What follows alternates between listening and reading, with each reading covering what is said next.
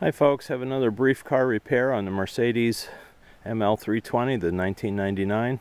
As you can see, my right front headlight is not working. It must have burned out on me. This is a bit concerning because I changed out both of these headlights maybe 6 months ago, and the same thing, the right one went out first. So usually when I change out headlights, I change them out in pairs. It makes no sense to just change one. But for today, what I'm going to do is just change the one because I know this other one has only been in there a number of months. Now, I'm hoping it was just maybe I got a defective bulb. Hope it's nothing greater, that there's some kind of short or issue with the wiring. But I won't know that until I try it with the new one and see how long that lasts. So that's going to be our plan here. It's a relatively easy change out, so I'm not even bothering bringing the thing into the shop to do it. I can do it right here on the ground. So just stay tuned and we'll show you how you do this on the Mercedes. Okay, well, this is kind of a cold job today to do outside, but like I said, it doesn't take that long.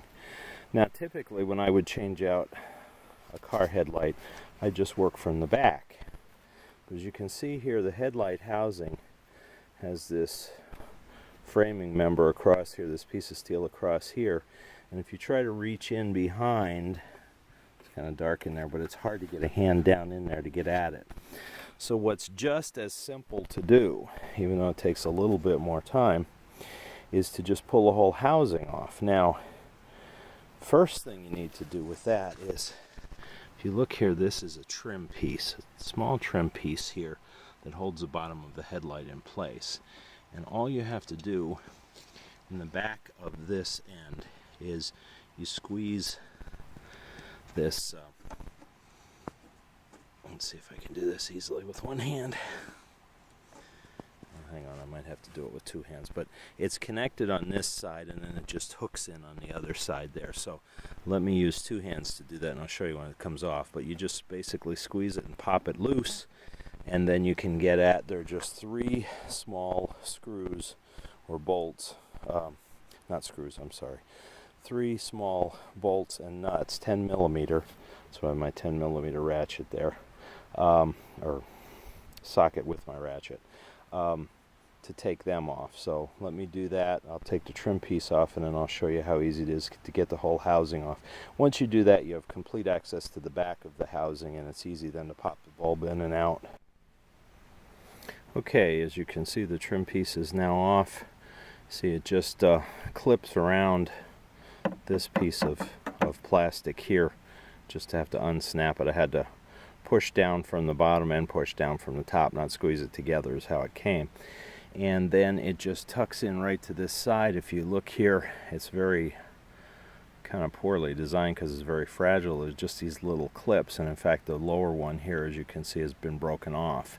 Still stays in place because the top one will still tuck into there as you fold it in, and then this little tongue here sticks into that slot right there when I'm putting it back together. But I don't need to do anything with that now because that needs to stay out of my way. Now to take the housing off, I've got two nuts here that are 10 millimeter that I have to take off, and then on the top of the housing there, that's a 10 millimeter bolt. So I'll take those off and I'll show you the housing when it's completely free. Okay, as you can see, I got this popped out. Excuse me, the chickens are out this afternoon too, so they're keeping me company. This style of vehicle has two separate light bulbs for high and low beam. I know many vehicles have a dual filament light bulb that controls both high and low, but in the Mercedes here, this model, I don't know if it's that way with all of them, but with this model, there's a separate housing for a high beam and for a low beam bulb. This is the high beam housing here. This is the low beam housing here. I know my high beams work on both, so there's no problem with that one. It's definitely this bulb. So all you have to do is pry this little tab up, and the back pops off, as you can see. And then this is the headlight that I need to, bulb that I need to replace. Let me just show you here briefly what I'm replacing it with. I've gotten just a Sylvania Silver Star Ultra. It's an H7 bulb. This is the higher end Silver Star, supposed to be brighter. This one I just got at Walmart. So Walmart or a hardware or a auto supply store is fine. There's nothing fancy about this particular headlight with Mercedes. It's not something I had to go to a dealer to get, so it's more affordable obviously with that. So all I need to do is, and I'm using a bare hand here just to take the old one out. Normally when I'm doing this I would have my nitrile gloves on so that I don't chance touching the bulb, because obviously the skin oils will lessen the life.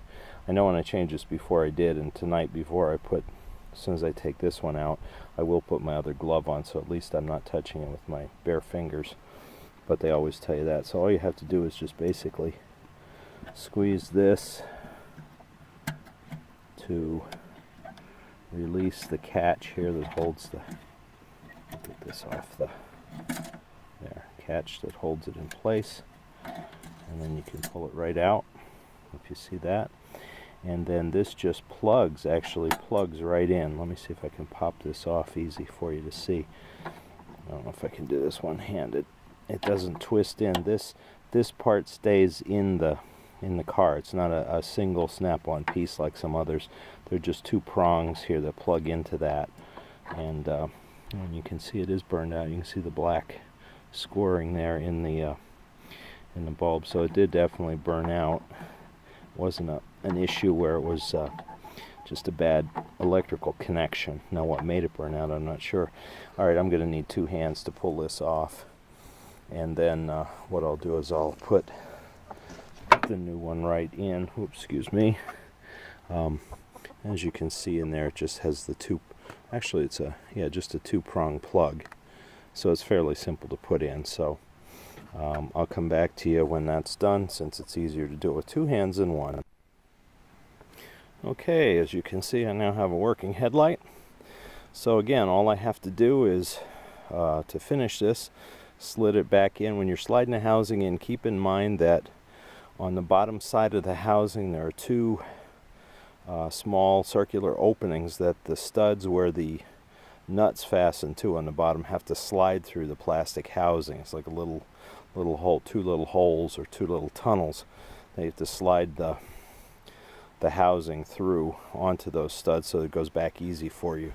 And then when you get it back in, you need to make sure that this little clip is in place. So as you can see, the holes are lined up. All I have to do now is put my bolt and two nuts back in and put my little trim piece back in, and the job is done.